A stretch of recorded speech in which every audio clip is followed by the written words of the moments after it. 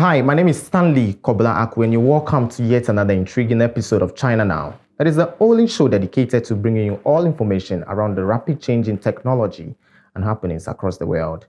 Let's start off with China Current, where Kris, our host, has a lineup of stories, one of which is how some major gaming companies in China are working steadily to mitigate game addiction for minors using AI restriction this summer vacation. Over to you, Kris. China Current is a weekly news talk show from China to the world. We cover viral news about China every week and also give you the newest updates on China's cutting-edge technologies. Let's get started.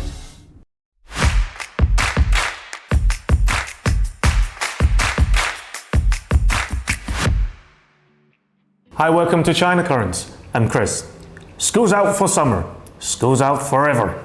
I guess all of us at least dream about the latter. For Chinese kids, summer vacation has just started. From early July to late August, kids are going to enjoy the longest break in a school year. Usually that means packing up cinemas and Disneyland, gaming all night and partying every day.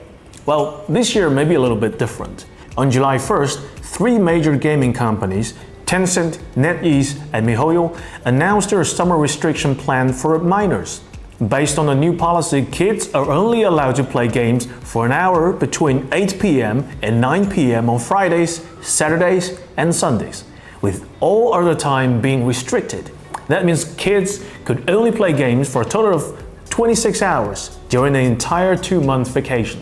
Kids, they're not just messing with y'all. In order to enforce the restriction, NetEase and Tencent announced new technical procedures as well. NetEase has just launched the NetEase AI Patrol. During this year's summer vacation, according to the company's statement, it provides round-the-clock, end-to-end restrictions.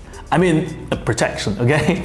NetEase stated that the AI Patrol is based on a deep learning model and features multiple technological systems, including an AI-based minor protection system and intervention for unreasonable consumption patterns among minor players. Tencent Games, in a statement, announced that they will take the lead in adopting facial recognition verification to prevent account impersonation. AI machine learning and other technological means are used to identify suspected minor accounts. Then users will be required to take facial verification. Those who refuse or fail the verification will be included in the anti-addiction supervision. In other words, kicked out of the game. Wow. To be honest with you, I only understand half of the technological jargons. But hey kids, I think they're coming for real. Anti-addiction system in gaming is not new in China. Previously, there's a similar system that requires users to register their age with their IDs. However, kids can bypass the system easily as long as they use their parents' or grandparents' ID to register. There was a joke that if you check the user's data during the summer vacation, you'll find a lot of 70, 80 years old grandpas and grandmas playing all night long. On social media, there's an interesting divide among netizens. A lot of young people, usually college students, mock the policy as unrealistic and stupid. They compare the policy to the arcade restriction during their adolescence, which forbade kids to go to arcades to play games during weekdays. For them, the policy was both useless, since they had always found a way to sneak into arcades, and meaningless. Like, you guys been talking about video games destroying children. We've been destroyed, but look at us, we're just doing so good. So the new restriction on online gaming is just as bold as the old one. Young parents, to the contrary, supported the policy. For them, summer vacation is just like hell. It's almost impossible for them to go to work and take good care of the kids at the same time. And we can imagine what the kids will do without parents. Gaming! It's no sleep till I witness one. The restriction at least helped the parents to prevent extreme situations like that. Speaking of games, we have another news about the gaming industry: cheating. According to the Kunshan People's Court, on June 29th, 2 defendants were convicted of copyright infringement. The defendants, He and Wang, were caught selling a cheating program called Jitui for Peace Elite, a popular smartphone game in China. Both of them were sentenced to 4 years in prison, along with a fine of 20 million RMB. 20 million? That's how lucrative game cheating is. The Chinese government have been cracking down game cheating for quite a long time. In China, those who sell or code cheating softwares can be charged with copyright infringement, intrusion of computer, and illegal business operation. Each year, there are approximately 70 to 100 cases related to game cheating. We have seen a decline in last year's data, which indicates the effectiveness of the government's effort. Next up, Chinese video platform Bilibili announced a radical reform. Currently on its website, Bilibili shows the data of each video's view number, just like all video platforms do. On June 26th, its CEO Chen Rui announced that the company is going to replace views with total watch time, citing playback duration better reflects the quality of a video compared to view counts.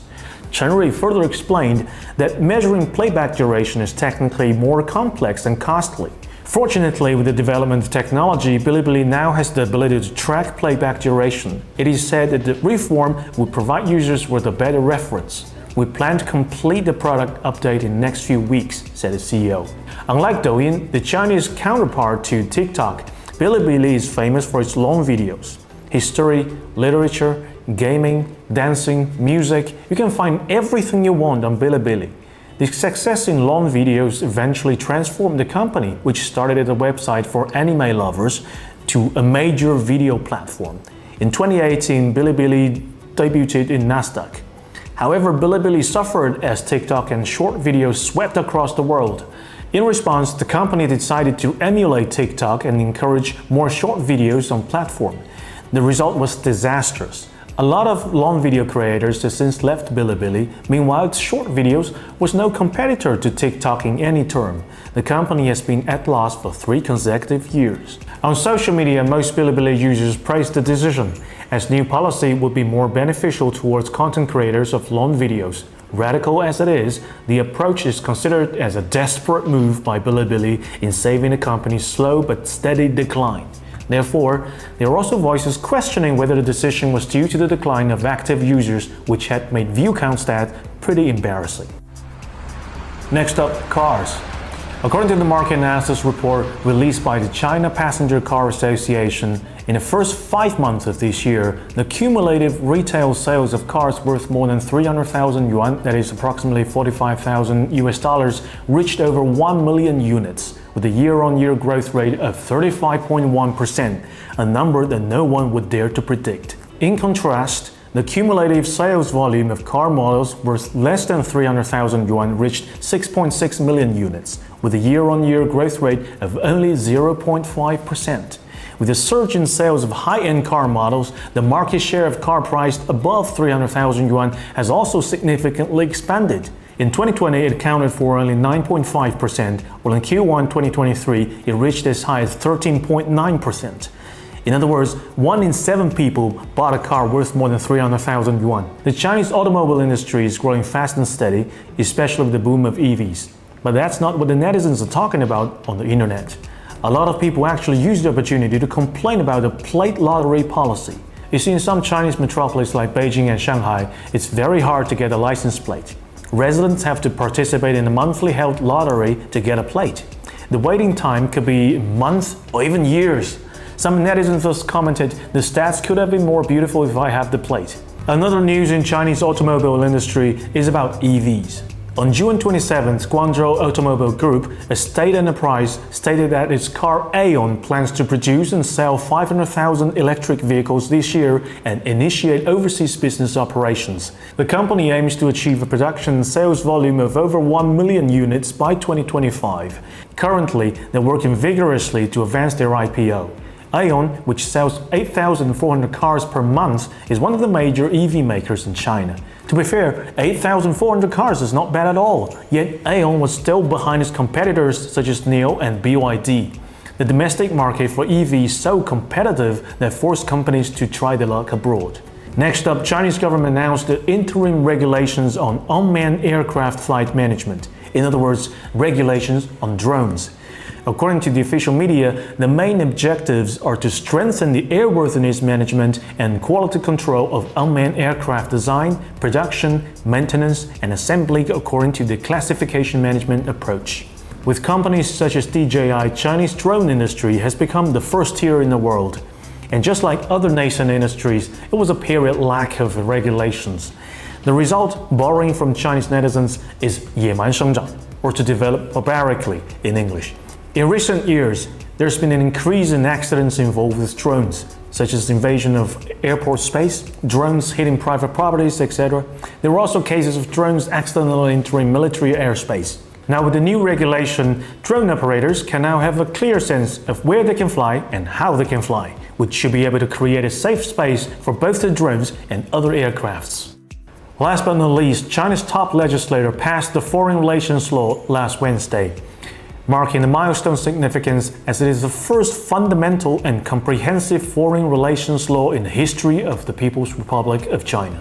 The law aims to fix the loopholes in the field of foreign-related affairs amid new challenges when the Sino-American relations is at the lowest point. Another goal of the foreign relations law is national security. In the past 5 years, there's been frequent external interferences in China's internal affairs, such as in Hong Kong. China is directly facing the Western hegemony with unilateral sanctions and long-arm jurisdiction. Therefore, on social media, netizens in general consider the new law as an attempt to enrich its legal toolbox against Western hegemony. Well, that's all for today. Thank you for watching this episode of China Currents. If you have any thoughts or comments about our show, please feel free to reach us at the email address below. I'm Kris, looking forward to hearing from you. See you next week. Do you know how Taiwan became part of Chinese territory in detailed history? Next is Thinkers Forum, where Jodie Evans, a feminist peace activist, and Lin Zheyuan, director of Institute of Marxism Communications Asia, will discuss the economic situation in Taiwan and some relevant histories across Asia and the world. Please stay. Lin Zheyuan, it is so lovely to meet you. I come from the United States, and there, Taiwan is being used as a weapon for war. And we've seen what that looks like with Ukraine. And I'm an activist for peace. And I would love to learn from you about Taiwan, because all we get in the United States is propaganda.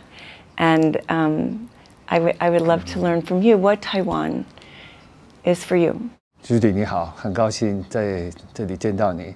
我在媒体上也看到了 CoPink 的一些非常有正义的声音，在这个美国发出。那我身为一个在台湾生活长大的，现在在中国大陆工作的一个老师，我可能可以跟大家分享一下这个台湾的情况。但这个可能要从历史上说起。可能很多美国朋友不一定了解，觉得好像台湾跟中国是两个国家，但事实上，台湾从历史上就一直是中国的一个部分。有一部分的人会觉得啊，那台湾好像是，尤其是台湾岛内的一些分裂的、主张分裂的人，他会说，台湾自古好像就被不同的国家统治啊，不同的民族统治，包括可能最早是。中国人，后来荷兰人，后来变日本人，但是这个说法是不准确的。我们按这个国际法来讲的话，中国跟日本在2次大战期间啊，我们在1937年开始对日抗战，然后到了1941年的时候，当时的中国政府正式对日本宣战。那他这个宣战的这个条件里面就包含了说，我们不再承认跟过去跟日本签订的所有的。这个不平等条约，包括如果战胜的话，我们要把台湾收回来。然后到了1943年的时候，在开罗宣言里面，其实当时也明确了，就是日本战败以后，必须把这个东北、台湾、澎湖交还给中国。那当然，这个是1943年是一个开罗宣言。那这个开罗宣言的更一步确定呢，是到了1945年的。波茨坦公告，当时中美英苏都共同的参与的这个公告，而这个公告的最后的落实呢，事实上在1945年8月日本宣布投降的那个宣告里面，已经明确了说，他们遵守波茨坦公告的所有的条件，所以其实，在国际法的法理上，那个时候，在最后日本。确定战败以后，其实台湾已经恢复到这个中国的领土了。当然，因为当时的中国同时在发生国民党跟共产党之间的内战，啊，那在1945年当时是国民党执政，但是到了1949年的时候，中华人民共和国宣布成立。事实上，在国际上呢，中国的这个主权并没有发生变化，而是内部的政权发生了更替。所以，当然新成立的中华人民共和国，代表了这个整个中国的继承它所有的主权，包含台湾是中国的领土这个问题。其实当时美国政府已经也宣布了说，它不再干涉中国的就关于台湾的这个问题，而且也不再军事支持美国。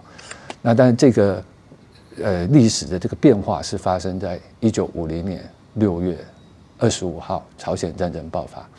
朝鲜战争爆发2天以后，美国就宣布改变了他在1950年初的不再干涉中国内政的这样的一个政策，宣布说，第7舰队到台湾，然后以防止这个所谓共产党什么对整个中国的沿海，甚至所谓的对东南亚的侵略，就他以这样的说法，那美国就直接其实就介入了台海问题，而这样子的，包括后来陆续的，跟台湾签订所谓的协防的条约，驻军在台湾，这个就一直延续。其实上就是台湾跟大陆会产生这样子长期的分离状态，其实是在1950年美国介入以后的。当然，我们知道1971年中国恢复了这个联合国的合法席位，到1978年中美建交。现在中美建交的这个条件，中国政府的条件就是要求美国撤出所有在台湾的军队，而且美国也相应的跟中国有3个联合公报。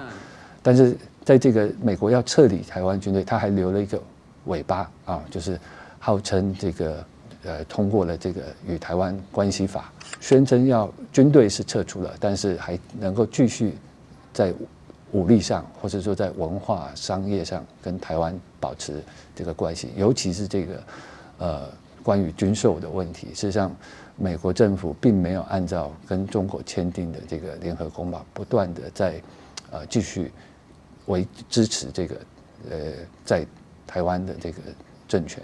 这个事实上是今天台湾的一直持续到今天，还成为一个跟这个大陆好像是军事对峙的这样的一个状态。而这个事实上可以说是从大的来讲，是中国内战的延续还没有结束。另外一个就是在上个世纪的这个冷战的结构下，台湾被这个作为一个所谓的反共的最前线、反共的堡垒，用麦克阿瑟的话讲，就是不成的航空母舰。所以其实是在这个东西冷战的这个大的结构下，造成今天台湾问题一直延宕到今天，这是一个这个外部的整个的大环境。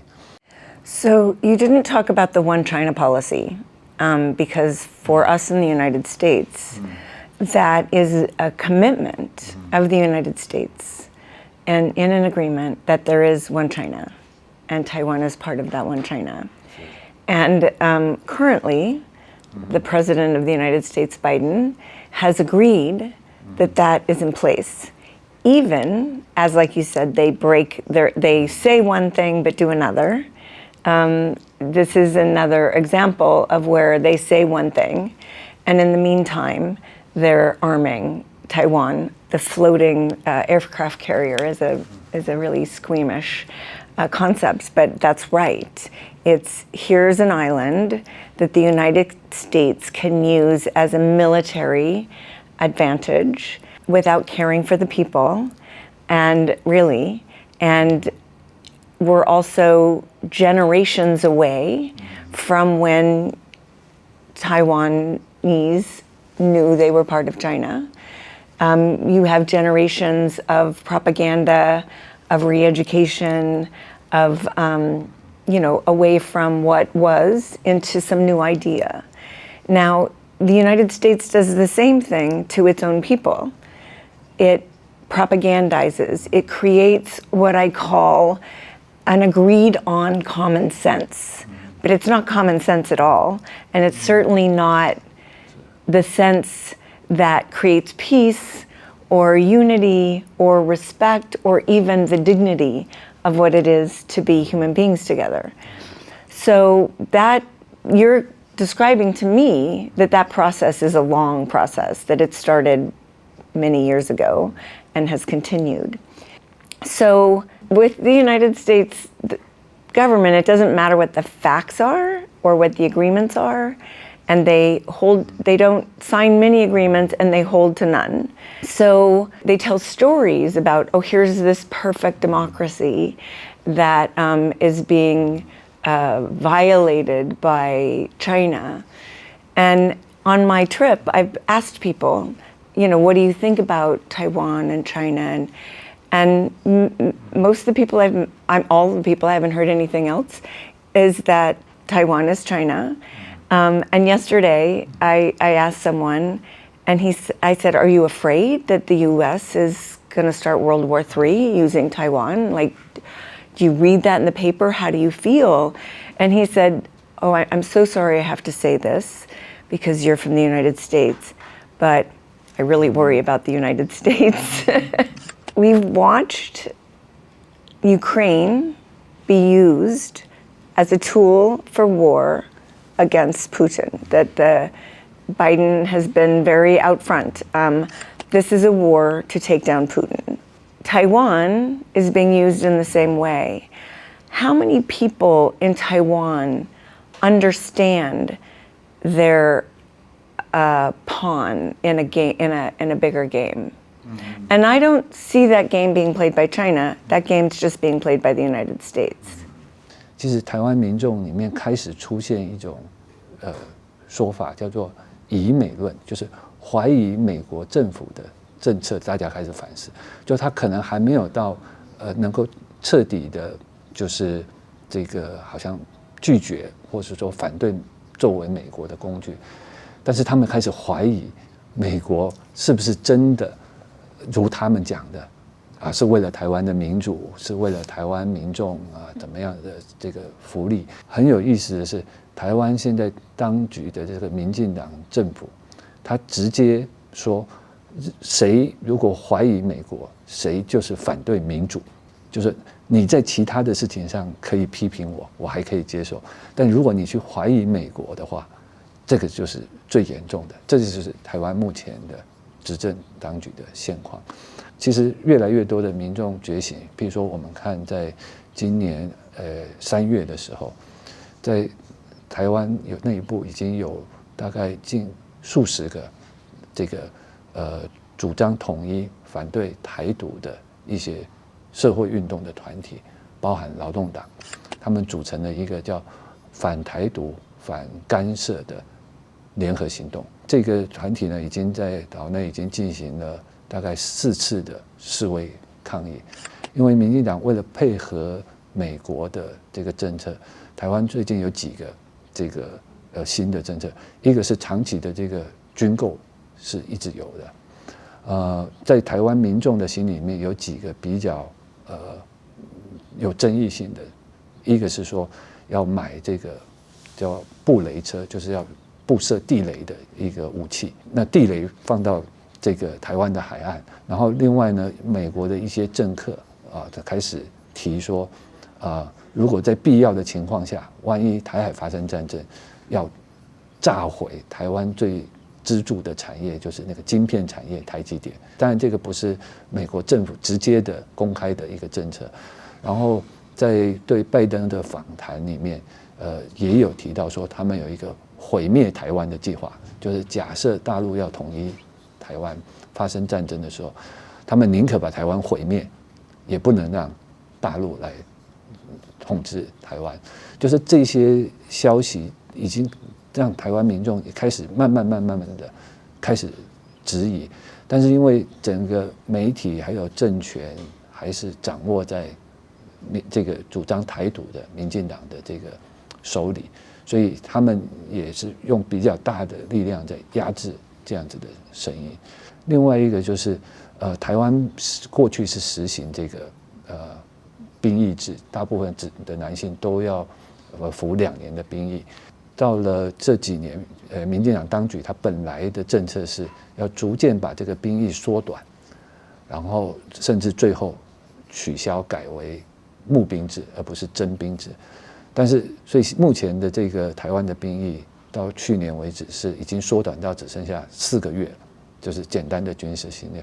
但是在美国的要求下，民进党在今年把兵役又延长到1年。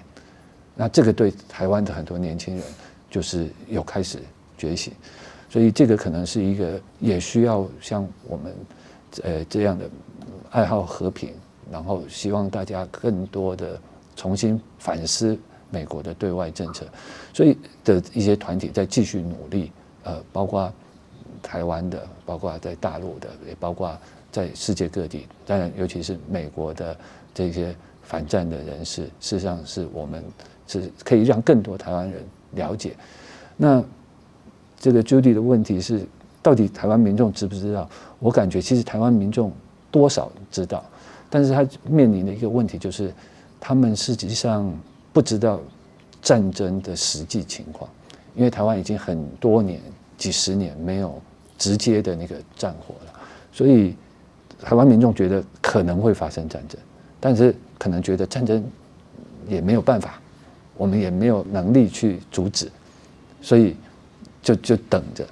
所以这个是一个很微妙的心态，他觉得可能是战争要爆发了，但是反正我没有力量，反正真正打战的就是要么就是美国跟中国打，那反正我们的这个一般的民众应该也不会受到太大的伤害，就是这种对战争的实际情况的不理解，他长期觉得反正我要么依赖美国，要么就是依赖大陆，就是他没有一个说我自己可以决定事情的一种普遍的意识。就是没错，可能做美国的工具不太好，但是有什么办法呢？这个是一般普遍老百姓的这种看法。所以他在面对这种很可能作为美国的工具，然后甚至会毁灭的时候，他有一种好像那就只能被动的等待，或者说无可奈何的心情，是台湾民众很多人普遍的心理。所以你不能说他不知道是工具，他只是说那也没有更好的，难道我们要让共产党来统治吗？对台湾的民众来讲，那这个大陆所实行这个社会主义是就像很多西方的民众想象的，共产主义是有独裁，甚至要来把你的财产全部都没收，然后平分啊，会杀人，就是那个的恐惧超过他觉得做美国的这个棋子这样的一个恐惧，他是在2个权衡的。I mean, that is tragic, what you just said, because it's really when you understand the silence of people contributes to violence. You just described that. War is horrific. It's horrific. And if anyone understands what war is, you would put your whole life into stopping it. I mean, that's what I do. I've been in war zones, and I give my life to stop war. I live in a country that uses it as a tool for power, and I'm ashamed of that. What you just said is very disturbing in the sense of that, first of all, you know, one of the things I love about coming to China is the dignity of the people. And literally I just went to Delhi, so I'm going to use it as an example. But I had a visceral experience of what it's like to be with thousands of unoppressed people. That's a rarity in this world. It's certainly a rarity. I mean, I've been to 110 countries, so I'm not speaking like lightly. To witness what it was like to be with so much joy. I live in a beautiful place too. I live in Venice Beach, California, on the beach. You know, it's art community, but I live daily in a lot of fear and anxiety and oppression that I feel. I'm like deeply concerned by the fact that people in Taiwan would be afraid of what I witnessed in Delhi and think that they want to be attached to what I live in the United States. So we live inside of stories, right? We live inside of a manipulation of stories. And it's very sad to think that the people in Taiwan have been as manipulated as the people in the United States. You know, people around the world are beautiful. People are beautiful. And power is distorting. And it uses its power, its influence, and its money to affect what we think. And you just made me very sad about Taiwan, because actually Taiwan's voice does matter in this. What I'm hearing is Taiwan doesn't have a voice, but it has fears. Fears that have been manufactured by information. And instead of fearing war and acting, it's just fearing war and being silent. War is not inevitable, but it takes the voices of the people to stand up against it. We're at a time when the US empire is dying and it doesn't have a lot of things. It doesn't make much anymore. And so what it does have is weapons, unfortunately. And I don't know if people in China understand, but those weapons are created by 60% of US tax dollars. So think about that. The US has taken the people's hard-earned money into taxes, and 65% of that is used to create war and destruction and violence and oppression around the world. A lot of that is the 250 bases that circle China as it works on its aggression and violence towards China. So we're talking about not only the beautiful people of Taiwan being pawns in a war game, but I don't want to say a war game, because China is trying to show the world that it's for peace, right? Negotiating a peace treaty between the Sunni and the Shiite, like something nobody ever thought would happen. And I've been working on that for 8 years with the Saudi war on Yemen that the US has been also arming. So here's China saying, putting forth a peace treaty for Ukraine. I work on that every day. Diplomacy, diplomacy, diplomacy. That's the only way you end war. So China's modeling peace, while the United States is modeling war, violence, and destruction. Now that war, violence, and destruction has come home to the streets and the people of the United States. That money that went to war to destroy Afghanistan and Iraq didn't fix roads or bridges or create development or jobs or to make anything. It didn't nourish communities. It didn't support the people's needs. It instead has been the major contributor to climate change, because if we don't end war, it doesn't matter what we do, war will take us over the brink. So here we are. How do we, help the people of Taiwan be the tools for peace instead of the tools for war? Because if they believe they're tools, what would it take to just shift and say no? Now, we've heard that through back channels, some of the leadership of Taiwan has gone to Biden and said, stop saying China is going to bomb Taiwan. Because the people in China know that China's not going to bomb Chinese people. If Taiwan is China, Chinese government's not going to get away with bombing China. So in a way, the war has already started, because it already creates the anxiety of, I can't do anything, I'm a pawn in war. That's a horrible feeling, to feel that you are being used as a pawn for war. This war has already begun by the United States bringing weapons, by the United States frightening the people of Taiwan into thinking we have nothing, war is inevitable, we have nothing but to be the tool in it, and we choose this side.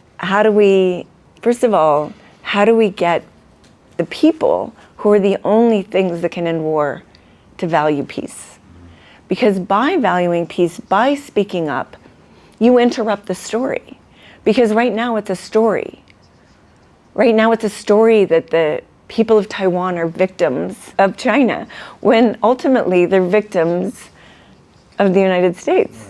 我们刚才谈到了，就是台湾民众对这个战争的实际情况没有这种感性的或是正确的理解，把它简单化，这是一个。然后另外一个就是目前岛内还有一种宣传，而且这个宣传其实是延续了很久。他们会现在这个台独一些主张分裂的人，他们知道直接宣布台湾独立或是建立所谓台湾共和国，一定是马上的战争。那他们现在利用说这个不再用要转变国号，他说中华民国就是独立的。其实中国一直强调所谓的一国政策、一中政策，就反对一中一台，就是中国跟台湾是两个国家，也反对两个中国，就是中国只有一个唯一的合法政府是中华人民共和国。至于现在还在台湾存在的这个中华民国政府，是中国内战的问题啊，并不是他在国际上有一个他独立的这个中华民国的这个是一个国家的存在。但是这个对台湾民众是有一点难理解的，因为他一直生活在台湾，比如说他拿的护照就是叫中华民国。那现在随着台湾的这个变化，他们甚至要在这个中华民国后面加注一个台湾啊，就是他们觉得中华民国就等于台湾。那这样子的一个转变，其实是台独利用的。然后他们在这个战争的问题上呢，他们还有一种说法，譬如说买更多的武器，他们会说只有我们有更多的准备，我们有更强的武力，才能够让大陆不敢来打我们。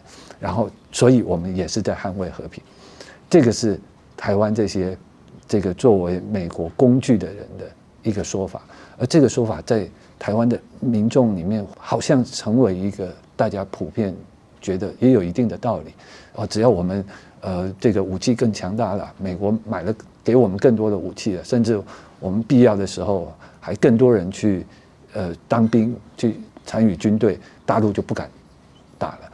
但事实上这个是完全不符合的，更多的武器肯定造成这个冲突的更加激烈。但是这样的一种意识形态的宣传，在目前的台湾还是有许多人会接受，所以他处于一个非常矛盾的，他不想要战争，这个可能是大家普遍的。But that's insane. 是 That's insane. 是 Why? I mean, that's how power manipulates people. Weapons don't make you safer. Weapons kill you. I've been to North Korea. We walked across the DMZ for the unification of the Koreas. North Korea is a lot bigger than Taiwan, I think, landmass, right? Yes.是 So the United States, like with what's happening in Ukraine, continued to send weapons for 2 years. 80% casualties of the people, 80%. And the entire land generals testified to Congress, there is nothing left to bomb. Do they not know that story?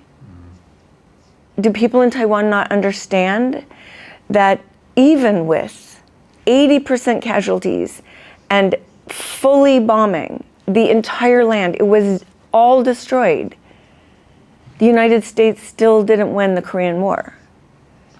Do they know, or do they not understand how many people died in Vietnam and Laos, like weapon after weapon after weapon? Do they not understand the people, not the United States, won that war? 非常遗憾啊，就是说，确实台湾一般民众他知道朝鲜战争，知道越南战争，但是他们对这个的理解其实并不是非常正确的。他们对战争的印象是这个 CNN 的新闻，美军如何的去轰炸伊拉克，拯救了伊拉克的民众。他们对这个战争理解是那个好莱坞的电影啊，这个喷射机去，然后轰炸，然后就战争就胜利了。然后美国是正义之师，他会保护全世界。 The United States has lost every war it's engaged in since the World War II. It got kicked out of Iraq, it got kicked out of Vietnam, it got kicked out of Korea. I mean, it got kicked out of Afghanistan. What history do they read? 是，如果要想象台湾民众的这个对世界局势的那个理解，也许是就想象一个在美国的乡村的只看福克斯电视台这样的新闻报道的一个民众的那个对世界的观感。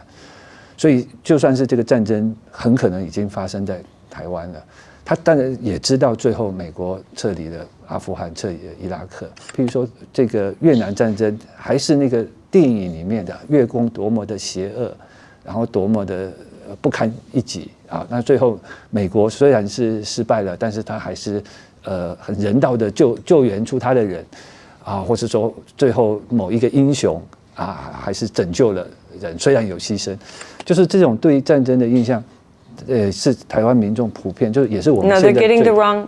对，这也是我们非常非常担心的。他们知道的美国，可能只有 CNN 的报道的美国，他可能甚至美国有反战人士这个事情，他们都不知道，或是说我们有这个不要跟中国开战这样的运动，其实台湾媒体也好，绝大多数大概没有民众知道，美国有人反对美国政府的在世界上进行的这些政策。所以我觉得现在我们可以更多的让台湾民众知道这样的消息，尤其是全世界各地的消息。我们可能透过现在靠互联网或者其他的方式，我们尽量让更多的台湾民众，一个是知道这个战争的可怕，另外一个要让他们知道说，美国政府的这种对外政策并不是所有美国人的意志，我们是对这样子的政策是不同意，而且在美国本地也有一些人对这样的政策是反对的。What can we do from the United States to help that effort?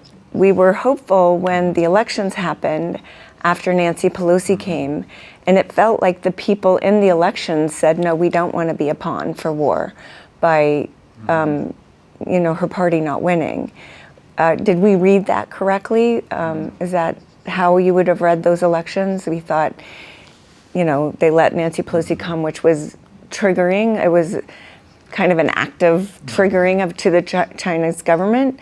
And when the elections happened right after that, we felt like that was the Taiwanese people saying, oh no, like that was too far. 佩洛西访台以后，当然紧接着不久，台湾就进行了一场选举。因为民进党他除了在外是依靠美国以外，然后包括他邀请佩洛西来，想要走向这个分裂、刺激大陆，这个是民众不满的。但是那次选举更多的原因可能是民进党在地方的这个执政也表现得非常不好，有各种贪污、各种问题。现在的两个党啊，民进党是完全就是配合美国的政策，虽然他不敢说要宣布独立，但是美国要他增加军购、增加兵力，或是说他是完全配合的。我们可以判断是说，如果民进党继续当选的话，是有可能去按美国的需要去踩那个红线，那就真的是爆发战争了。可能目前在美国，或者我看在拜登政府也，甚至在近期日本也这样的说法，他说反对中国大陆片面改变台海现有的这个形势，这个听起来好像是维持和平的，但是事实上他其实是没有谈到一个事情，事实上台海的形势已经被改变了。那个改变就是美国没有遵守一个中国的政策，还有岛内原本没有人主张台独，现在是有人要主张台独，而中国大陆一直强调说，我们如果会要使用武力的话，不是针对台湾的民众，而是针对如果有外国的势力介入的时候，我们针对的是那个外国的军队，外国的这个，甚至说如果他要来把中国的一个领土分裂出去，他就变成是敌人。他是一直强调这个，但是现在，甚至你可以说，大陆在佩洛西之后的这个军演，有人说这个是一个好像武力的扩张的示威，事实上应该是说，这个是为了不要让外国的势力，其实主要指的是美国，包含日本，要介入台海问题的一个军事的一个保护的手段。实际上它不是我们说的这个台海的战争爆发，它需要用一定的这样的方式去阻止这个事情的发生。但现在被讲成说它在改变现状，虽然已经有美国的这种各式各样的想利用台湾成为棋子，台湾也有一定的跟它呼应的人，但是大陆还是强调我们一定要统一全中国，两岸要统一，但是和平统一是我们的政策，所以这个也是一个宣传的说法，就是变成是被颠倒过来，现在说成是大陆在改变现状。大陆事实上几十年一直强调和平统一，而且统一以后实行不同的制度，这个是几十年没有变的，是台湾跟美国、台湾内部的一部分人跟美国政府的对台政策在改变。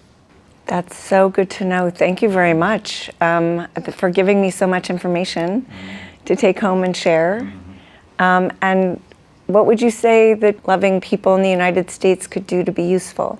我们希望更多的全世界，包括美国的反战的朋友，如果有机会的话，我们可以邀请到台湾来，要亲自来讲，就是作为一般的美国民众的，不同于美国的这些所谓统治者的那种对外宣传的说法，我想这个对台湾的反战运动或者说台湾的和平运动会有很大的帮助。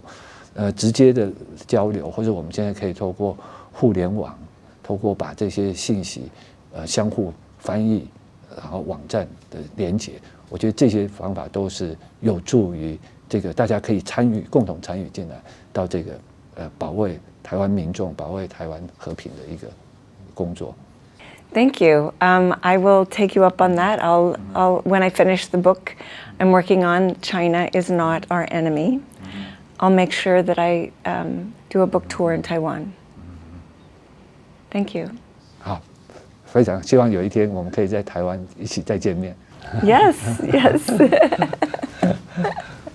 It's always the people. We are the peace. That's all for today's edition of China Now. I hope you had an amazing time while we learned together. I look forward to hearing your thoughts, comments, feedbacks, and suggestions. So kindly share them with us through the email provided below. My name is Stanley Koblaku. See you same time next week.